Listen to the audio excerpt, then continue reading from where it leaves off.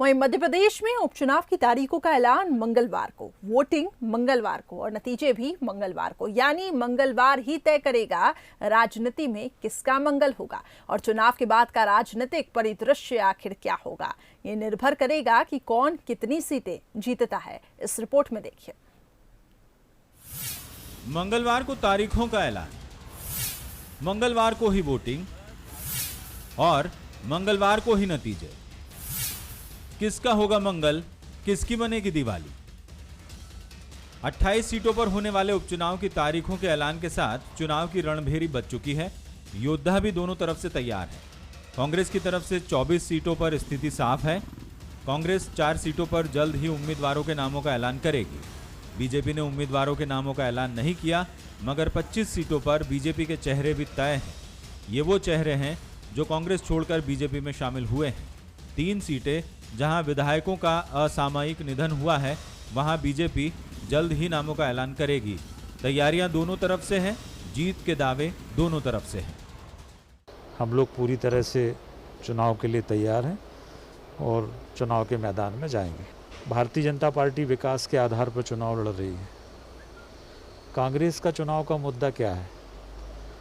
कांग्रेस को जनता ने मौका दिया, 1.25 साल आपकी सरकार रही और 1.25 साल में मध्य प्रदेश में सिवाय भ्रष्टाचार, आतंक, बदले की कार्रवाई, इसके अलावा मध्य प्रदेश में कुछ हुआ नहीं।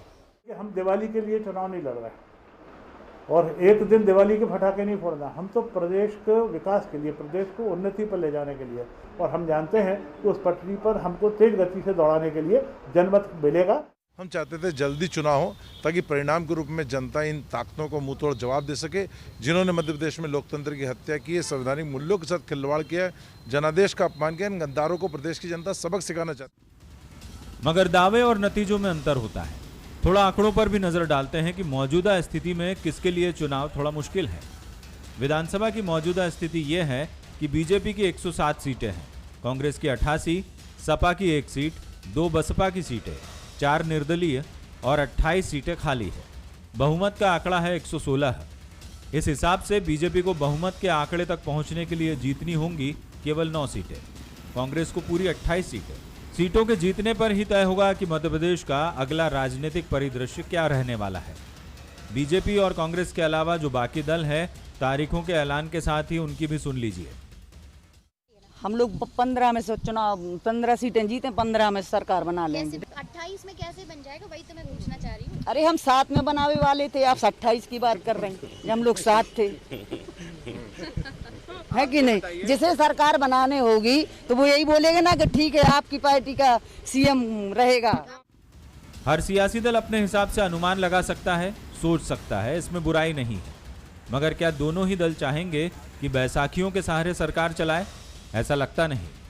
इसीलिए बीजेपी की कोशिश होगी कि वो 15 से 20 सीटें जीते ताकि कोई गुंजाइश ही बाकी न रहे, और कांग्रेस की कोशिश होगी कि वो 1 दर्जन से ज्यादा सीटें जीत ले।